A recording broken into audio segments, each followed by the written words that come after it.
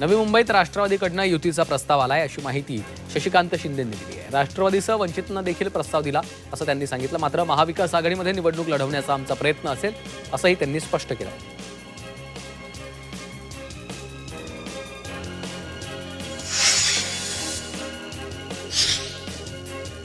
लातूरमध्ये महायुतीत बिघाडी होण्याची शक्यता आहे. आमदार संजय बनसोडे यांच्या विधानाची चर्चा आहे. लातूरमध्ये बनसोडे यांनी स्वबळाचा नारा दिलेला आहे.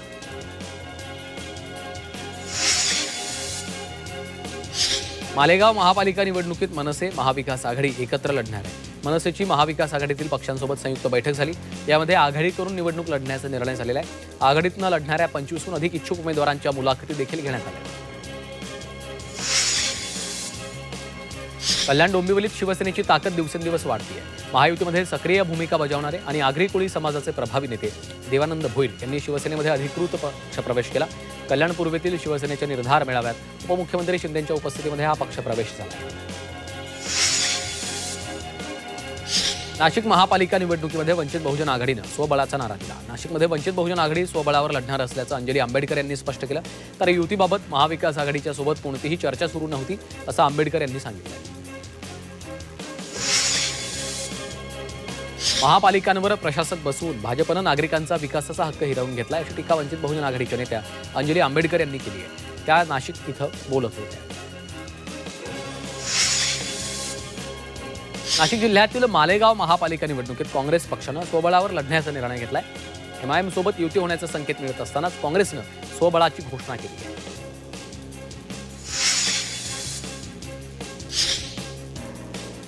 भिवंडी महापालिकेमध्ये शिवसेना ठाकरे पक्ष आणि मनसे एकत्र लढणार आहेत. या दोन्ही पक्षांकडनं सर्व जागांवर उमेदवार दिले जाणार आहेत. भिवंडीमध्ये ठाकरेंची शिवसेना मनसेला 10 जागा सोडणार असल्याची माहिती आहे. या निवडणुकीत चमत्कार घडवणार असल्याचं शिवसेनेचे उपनेते विश्वास खळे यांनी म्हटलं.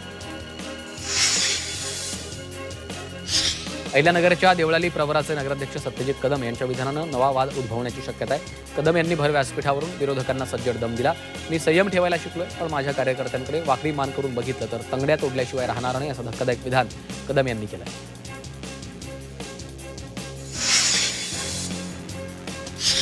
अमरावतीमध्ये भाजप शिवसेना आणि आमदार रवी राणा यांच्या युवा स्वाभिमान पक्षाची युती होणार आहे. त्यामुळे तीनही पक्षांकडनं बैठकांचं सत्र सुरू आहे. अशातच युतीमधील वाद चव्हाट्यावर आलाय. आमची युती भाजप शिवसेना पुरती मर्यादित असल्याचं शिवसेनेचे नेते माजी आमदार अभिजित अडसूळ यांनी म्हटलं.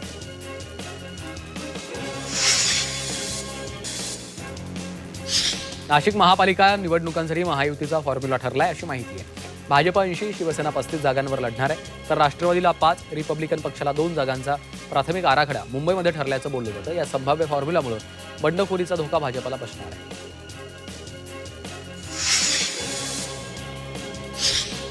राज्यातील महायुतीतील जागा वाटपाचा सर्व चित्र 30 तारखेला स्पष्ट होणार आहे. एकीकडे महायुतीची घोषणा झाली असली तरी अजूनही जागा वाटपाचं भिजत घोंगड आहे. अनेक ठिकाणी तर शिवसेना भाजपमधील युतीचं चित्र अधांतरी आहे. दोन्ही पक्षांकडे इच्छुकांची संख्या मोठी आहे. तिकीट वाटपानंतर बंडखोरीची चिन्ह आहेत.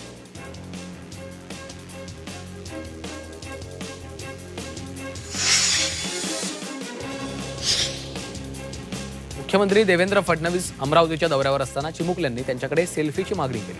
भाजपचे नेते तुषार भारते यांच्या घराबाहेर निघताना चिमुकल्यांनी फडणवीसांना हाक दिली. फडणवीसांनी चिमुकल्यांसोबत फोटो सेशन केलं. ठाकरेंच्या शिवसेनेच्या मेळाव्यातनं आदित्य ठाकरेंनी नाशिककरांना आश्वासन दिलं. मुंबईप्रमाणे स्वस्तात आरोग्य सेवा, बस सेवा, विनामूल्य शिक्षण देण्याचं आश्वासन दिलं. मुख्यमंत्री फडणवीसांनी नाशिक दत्तक घेतलं, त्याचं काय झालं असं विचारत त्यांनी निशाणा साधलाय.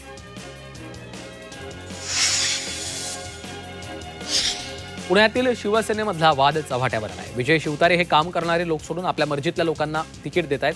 यावरून नाना भानगिरे आणि शिवतारे यांच्यात हमरीतुमरी झाली. शिवतारे यांना त्यांनी धारेवर धरलं.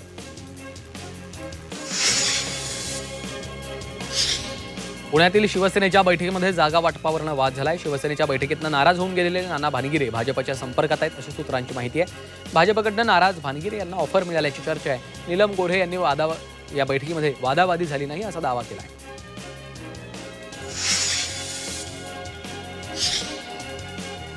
ऐन महापालिका निवडणुकीत सोलापुरात राष्ट्रवादी एसपी पक्षाला मोठा धक्का बसलाय. राष्ट्रवादी शरद पवार पक्षाच्या 2 माजी महापौरांनी राष्ट्रवादीत प्रवेश केला. माजी महापौर UN बेरिया आणि नलिनी चंदेले यांनी राष्ट्रवादीमध्ये प्रवेश केलेला आहे.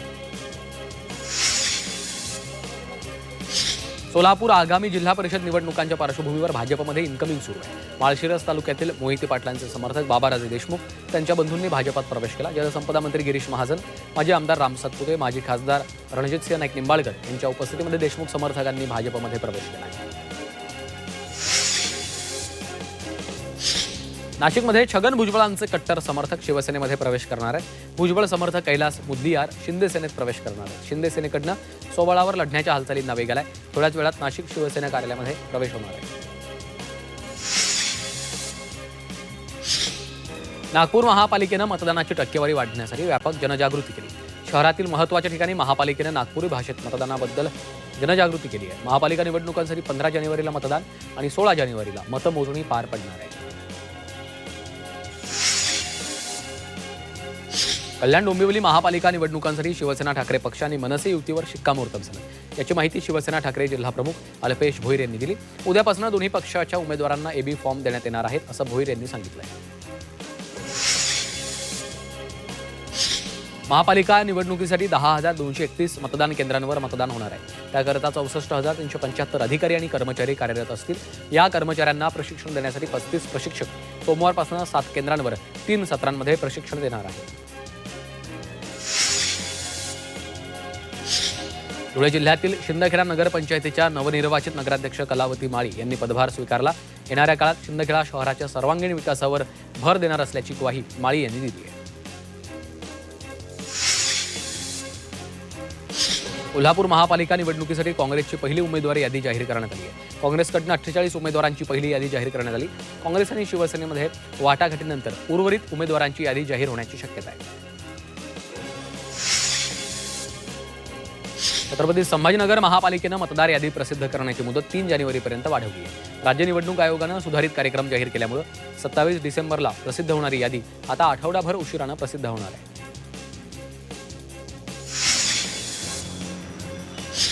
साताऱ्यामध्ये भाजपचे नगराध्यक्ष अमोल मोहिते यांनी पदभार स्वीकारला. उदयनराजे भोसले आणि शिवेंद्रसिंहराजे भोसले या दोन्ही नेत्यांच्या उपस्थितीमध्ये सोहळा पार पडलाय. या पदभार सोहळ्यामुळे साताऱ्यामध्ये राजकीय वर्तुळात उत्साहाचं वातावरण आहे. सांगली, मिरज आणि कुपवाड महापालिका निवडणुकीच्या पार्श्वभूमीवर सांगली पोलीस सज्ज आहेत. शहरात ठिकठिकाणी नाकाबंदी करून वाहनांची कसून तपासणी केली जाते. निवडणूक आयोगाच्या आदर्श आचारसंहितेचा भंग होऊ नये याची खबरदारी सांगली पोलीस घेत आहेत. अरुण गवळी यांच्या कन्या गीता गवळी आणि योगिता या निवडणुकीच्या रिंगणात उतरल्या. गीता यांनी प्रभाग क्रमांक 212 आणि योगिता यांनी 207 मधनं उमेदवारी अर्ज दाखल केला.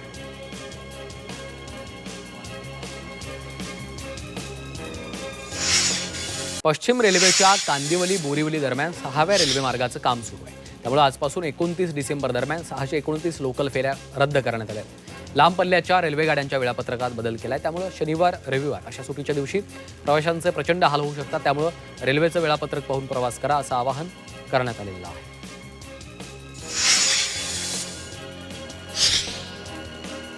सर्व रेल्वे गाड्यांसाठी 10 तास आधी प्रथम आरक्षण चार्ट तयार करण्यात येणार आहे.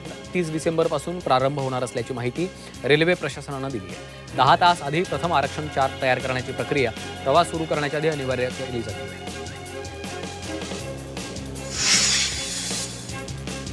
भारतीय मानक ब्युरोनं नवीन गुणवत्ता मानक जाहीर केलं आहे. अगरबत्तीच्या धुरावाटे शरीरामध्ये जाणारी विषारी रसायनं रोखण्यासाठी हे गुणवत्ता मानक जाहीर करण्यात आले.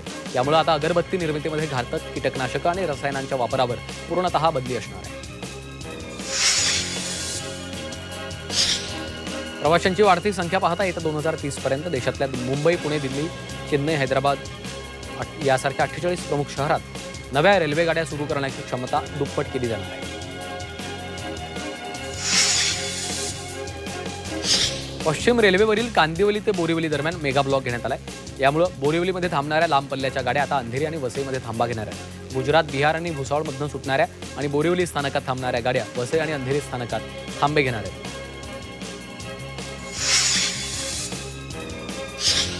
वर्ध्याच्या जिल्हा सामान्य रुग्णालयामध्ये नवजात अर्भक आढळलाय. 6 महिन्याचा अर्भक मृत आढळल्यामुळे खळबळ उडालेली आहे. अर्भकाचं शवविच्छेदन केलं जाणार असून वर्धा शहर पोलीस मातेचा शोध घेत आहेत.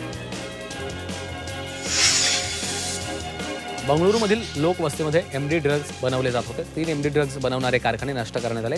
आतापर्यंत या गुन्ह्यात 4 आरोपींना अटक करण्यात आली आहे. कारवाई एकूण 55 कोटी 88 लाख 90,000 किमतीचा मुद्देमाल जप्त करून या तिन्ही ठिकाणचे ड्रग्ज कारखाने नष्ट केले.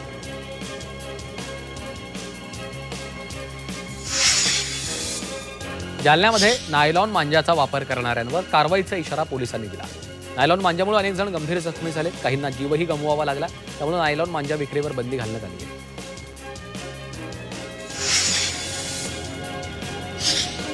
चंद्रपूरमध्ये बंदुकीचा धाक दाखवून कंत्राटदाराकडनं 18.5 लाख रुपये उकळण्यात आले. पडोली पोलीस स्टेशनच्या हद्दीतल्या शनी मंदिर परिसरात ही घटना घडली आहे. या प्रकरणात 3 आरोपींना अटक करण्यात आली आहे.